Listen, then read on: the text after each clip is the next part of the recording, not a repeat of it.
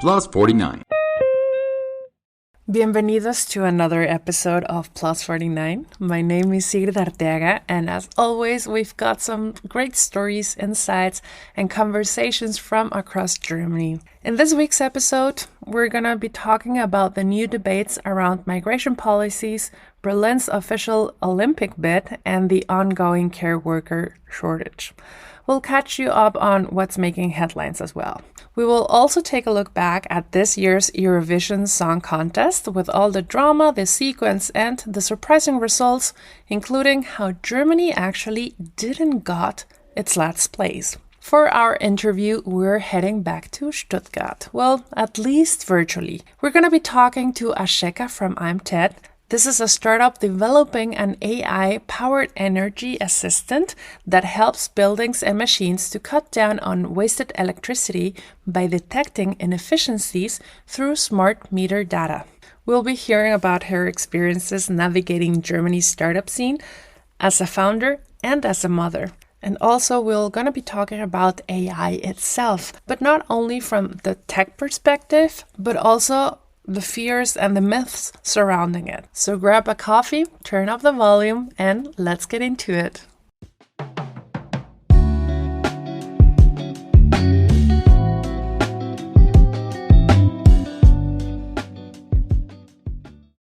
Let's take a look at what's making headlines in Germany this week. First up, migration policy already under fire. The German government's latest migration plans are facing criticism, this time from the Internationaler Bund, one of the country's largest social service providers. While the government says the measures will bring more security, critics argue quite the opposite. The IB says pushbacks at the border, cuts to family reunification, and scraping fast-track naturalizations will only hurt integration and strain social cohesion. President Petra Merkel warns, Germany still isn't acting like a proper immigration country, and that needs to change. Meanwhile, a nursing exodus from the Philippines is powering Germany's care system. Thousands of Filipino nurses are moving abroad for better pay, including to Germany, where they can earn up to 10 times more. While this helps German hospitals, it leaves critical shortages in clinics back in Manila. The program is supported by the German government, but it's creating ethical concerns around care drain in sending countries. In other news, new stats show Germany's population is more diverse than ever. 1 in 4 residents now has a migration background. Most newcomers cite fleeing war or seeking protective as key reasoning for coming here. People with migration backgrounds are, on average, 9 years younger than the rest of the population, a demographic shift with big implications. And last but not least, Berlin wants the Olympics. Again. Mayor Kai Wegner has officially launched Berlin's bid to host the 2036 Summer Olympics. The city promises a people-focused, peaceful games with events potentially held at iconic sites like Tempelhofer Feld and the Brandenburger Gate. The name of the bid? Berlin Plus. More details are expected by autumn 2026.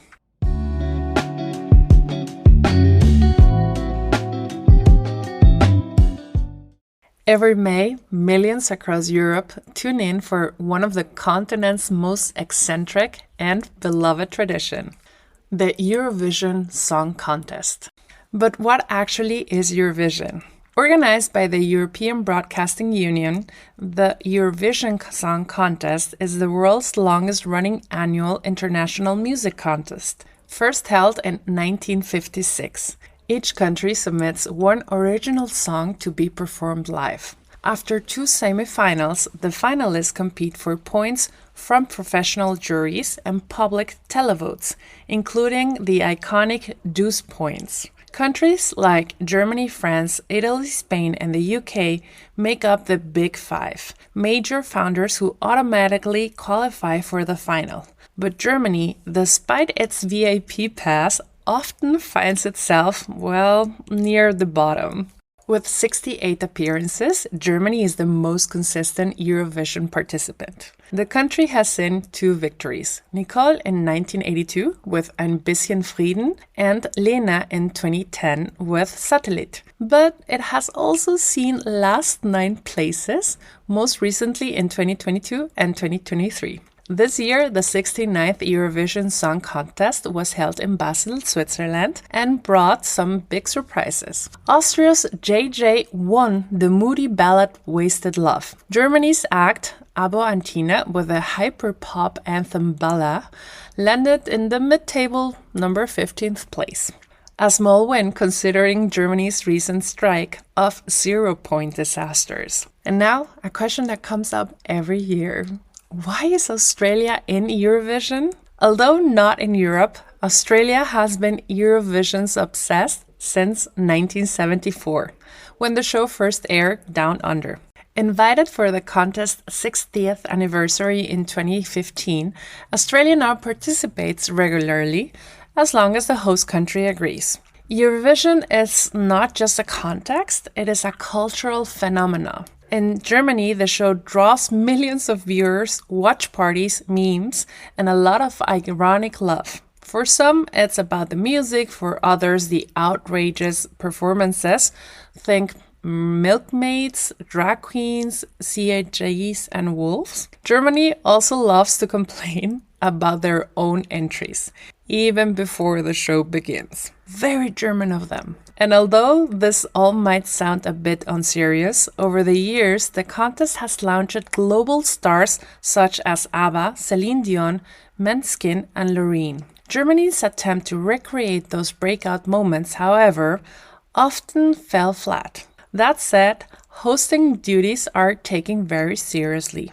German broadcasters usually send Barbara Schöneberger, a national icon in sequence, to present the German jury points. She becomes a Eurovision meme right away. And despite freaking underperformances, Germany is Eurovision obsessed. From the national selection shows to the satirical commentary during the show, there's a collective ritualism around Eurovision that brings people together across generations.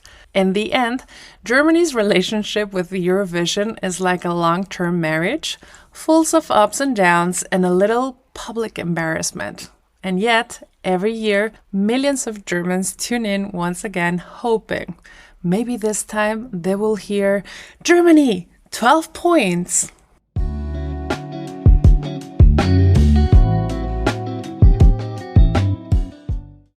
Hello and welcome to our interview part. Today, tuning in from Stuttgart, we have Asheka. Asheka, thank you so much for being with us today. Thank you so much for inviting me. So I think it's a great opportunity. This is the first time I am taking part in a podcast, so it's a new experience for me as well. We're so happy to have you with us. First and foremost, where are you from? So I am originally from Bangladesh. So I came in Germany 6 years ago, and and now I live in Stuttgart. How is life in Stuttgart? Life in Stuttgart, as far I know, like it's similar in all over Germany. Life in Stuttgart, so I think it's not that much special that living in Stuttgart or in Berlin or in Munich. But the special thing is here we have Schwäbisch. Like here we call the German live in Stuttgart, they call it Schwäbisch, or they have like special Spätzle and a special accent in German. And yes, that is kind of special in Stuttgart. And today we have sunny weather, so it's very good. And we're freezing in Berlin, but I guess at this point that's normal. Marlene, our dear producer, is in Bayern, and I believe it's quite sunny there, right? No, it's also windy. Oh, okay, well. Then you're on the sunny side of Germany, Asheka. So now it's shining, but I don't know what will happen like afterwards. So You never know in this weather. One of my friends says that the relationship we have with Germany is kind of the toxic boyfriend. toxic boyfriend. Okay. And yet we're here and we're having fun, and you have your own empire. Let's put it that way. So tell us a little bit about it. So, right now, I am working as a co founder at iMTED, AI Energy Assistant. So, what we do, we analyze the consumption data of building, non residential buildings such as heating, cooling, electricity, and water. And we analyze it and inform the users if there is any anomalous events such as sensor defects or pipe leakage or any other irregular or malfunctioning equipments, so that the user can take the immediate action and cut the energy and water cost. And in iMTED, so we have our another co-founder. His name is Shubha. So he is our AI expert. So and he has a strong mathematics background and also research experience. And my background is I did my bachelor in chemical engineering, and then I studied water resource engineering and worked as 2 years in the renewable energy sector. And then for 1 year, we are working our with our startup iMTED.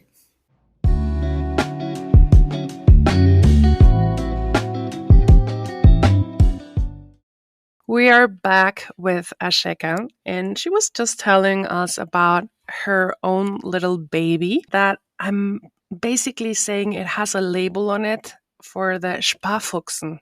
You know, this very typical German thing where you need to see if what you're buying or if there's anywhere where you can actually get price a little lower. Is it an app? Is it how can I picture this? So it is an web application. The iMTED is an web application. So it's basically a kind of software. So where you can install it and then can integrate it with the smart meters and then see the result from our software. As a private person who has rented flat, is it for me possible to have this? Actually, this is not for the private persons. This is for non-residential buildings like offices or universities, municipalities, or small to medium-sized companies. So why it is not for the private sectors? Because they have only one smart meters and one water. So it's then we have the AI energy assistant, and we it's need to analyze, and it has a cost, and it will not be so cost effective at this moment. So that's why it's only for the non-residential buildings and businesses, so like this right now. How long has it taken for you and your co partner to create this project? So actually, so it is not yet finished. So we are always getting feedbacks and improving it, participating in different events, and yeah. So it is not yet done. So there is no point that you can say that it is yet done. But we sometimes we also need to say so there is a limit. So you need to say that okay, this is complete for now. So we have our minimum viable product. So this will be launched in the last of June. So that is also an exciting part.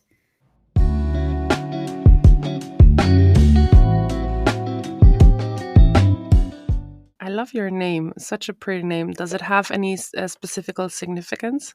So significance, the name Asheka means a lover. So is actually this is a lover, but it has like it is a religious name. So I am a Muslim, and that means Asheka Arafa. This means good lover of Allah.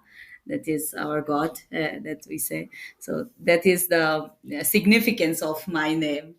It's a beautiful significance. I love it. Before you were telling us that this has also to do a lot with AI. And we do have a little bit of this war between loving AI and fearing AI. In your opinion, and considering you come also from the field, And you are now in Germany, where digitalization is not precisely one of the keys or the strongest things in Germans. How have you created, or how do you see the use of AI in Germany in the future? Yes, I'm putting you in the spot for something that can be very Dr. Arbeit, so something that you will give for your master's. But we keep hearing this fear for AI. How, for someone who is in this field, how do you see it? So, fear of AI, this is real. I would say this is obviously real. So the thing is, it's kind of is a nuclear bomb is real. We know that the power of nuclear. So this is real, and the fear of AI is also real. Thing is, how we are using it. This makes the difference. The thing is, we must need to learn so that we can protect it. We can use it for a positive way. There is a lot more positive way, positive use cases, and also we need to be prepared that what is coming in this negative way, we need to prepare for that so that we can make it out of this. So there are lots of positive use cases of AI in the health sector, in the energy sector, in the education sector, and there's also lots of negative use cases of AI. So I do not want to talk the names, but we know that there are also. So the thing is, we need to be prepared. We need to prepare ourselves, and also we need to take preparation for our next generation also. And so this is what I feel personally. And you're doing it by example, leading by example, creating an AI that is going to help the reduction not only of the cost, but of course, by lowering the cost, it also saves energy and it saves water. Yes, actually, my as a person, I do not like wasting things, wasting consumption. So I believe the best way we can do for the environment, for the people, is reducing our consumption, because we do a lot of unnecessary consumption, food waste or it's energy waste. So I am not on for it. So the thing is, if we produce energy, and then if we cannot optimize it, so it will get lost, and there is also cost associated with it, and also there is negative environmental impact associated with it. So we need to produce that we are using. So that is our goal, that avoid zero carbon waste in the building. So zero waste in the building. So we are, this is our vision, so we are working for it.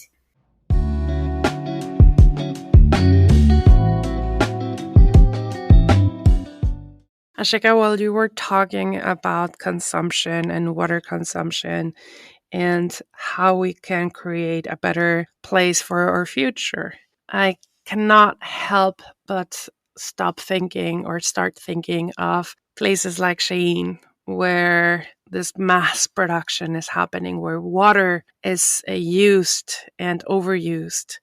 Is there a way that, for instance, your product can be implemented in those fast fashion factories or fast products factories so we can at least find a way to downgrade a little bit the massive amount of water that's being used there?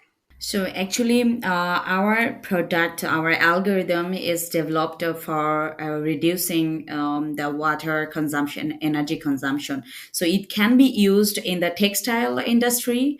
So where they are producing different clothes, so it is possible. It is also for them. So it's not actually possible. So it is also for them, so that they can track their water consumption, and also it will help. It will suggest them how to reduce it, how to optimize the consumption.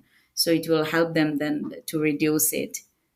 I'm just very impressed that nowadays we are in such need for people like you, because water is vital, and yet we're still treating water as there was just unlimited. By coming to Germany, have you seen a change in the way that water is treated? I'm saying this as a Latin where we use water very differently and very in another way as we use it with a little bit more conscience here in Germany. How is your experience?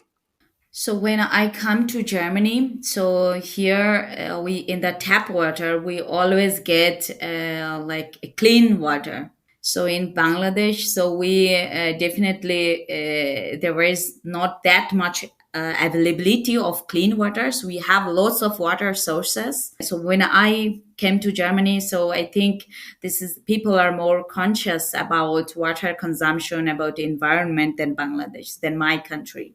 So it's really positive that I have seen. And you're also a mother, so you're also thinking about the future for your kid. Yes, of course. How it's been for you, you were already telling us this before we went into online on air. How is life with you as a mom and also as an entrepreneur? It's very good question. Like as a mom and as an entrepreneur, so I also want to tell you that I have studied. That already told you I have studied in at the University of Stuttgart in water resource, and that time my kid was 1 year old, and then I have learned how to manage kid and how to manage study. And parallel to my study, I also worked as intern and also then afterwards as research engineer. So this is a process. I have learned the time management. I have learned how to manage the tasks. So now as an entrepreneur, so that the pressure is ongoing. So I am accepting it and I am learning it. The thing is how I manage everything right now. So I do not take any pressure. So if I cannot complete any tasks, so this is not in my limit, I have tried and then I accept it. And so I do not think that I always need to win. So I just keep going, and this is win for me. Every foot step I take, this is a win for me. I don't think that okay, this is the I need to win this competition or this event, or I need to follow this up. Yes, sometimes I cannot cope. I cannot adapt myself, but I, as a person, I think every footstep I am taking, this is a positive way. I have tasks to do. I have kids, so this is also a precious thing as a mother. This is a blessing. So this is how is it? Do not to all the entrepreneurs, I would say I will suggest that do not take things so serious. So you are doing great, and you do not need to win everything. So you are winning every day. Asheka, this was one of the most inspiring interviews we have had. Just because one thing you're saying, we're always thinking we have to win all the time, every day, just doing something. And then on the other side is you came to Germany, I initiated this migration process that it's not easy. You started a very demanding career. You had a kid and you were doing an apprenticeship in between. Just wow. It's really remarkable what you have done. And I really, really hope that I wish you and the company all the success in the world, as well as for your kid. People like you are the ones that are needed in this country and must be more appreciated for everything they're doing. And I can just say thank you so much for this time and for showing us in your own way that we can do it all as long as we're just taking things also slow. Yes, if it doesn't work, just take it slow. This is only one life. We have it, and we need to use it. That's it. Asheka, we will definitely be super happy to know what's going to be next for you, and let us know once June happens and what's the next stage for you. Yes, thank you so much, Sigrid and Marlene, for today's event. So, in the next June, I don't know, the people that is hearing today maybe can connect me with LinkedIn and ask if they want to implement our solution to see the real impact, knock us. We are very much open for it, and we want the feedback, and also want to hear from the others what problems they're facing in the energy and water sector. Thank you so much once again for being today with us, and we wish you all of the best. Thank you.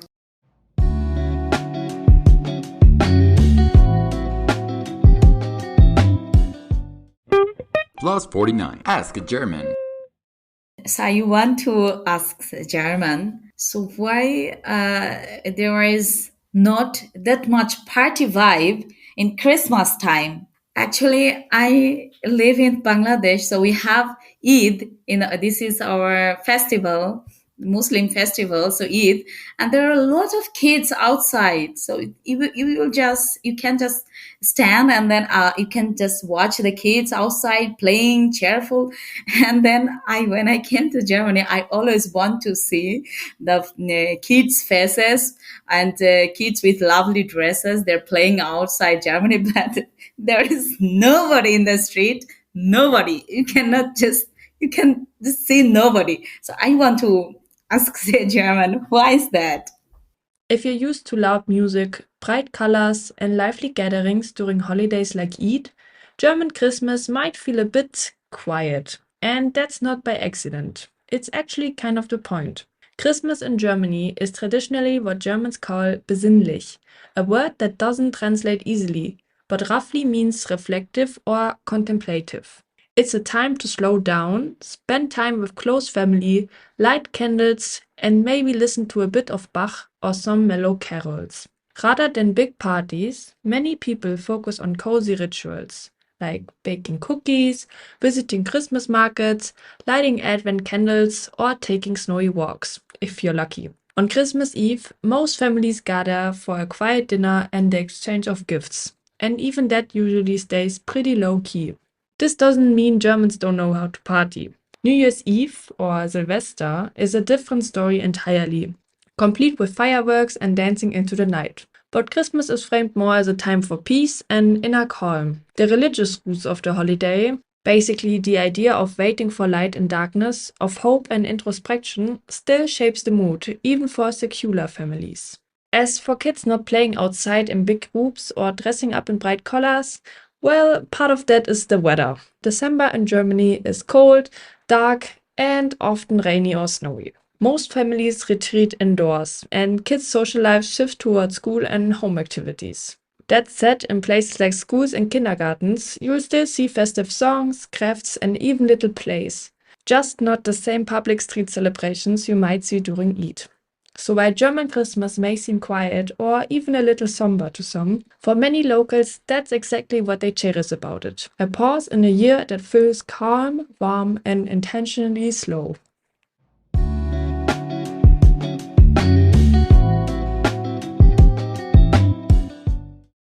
That's it for this week's episode of Plus 49.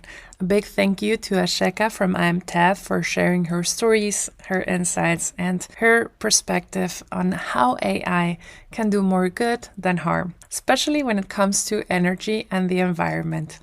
And also a big thank you to our producer Marlene.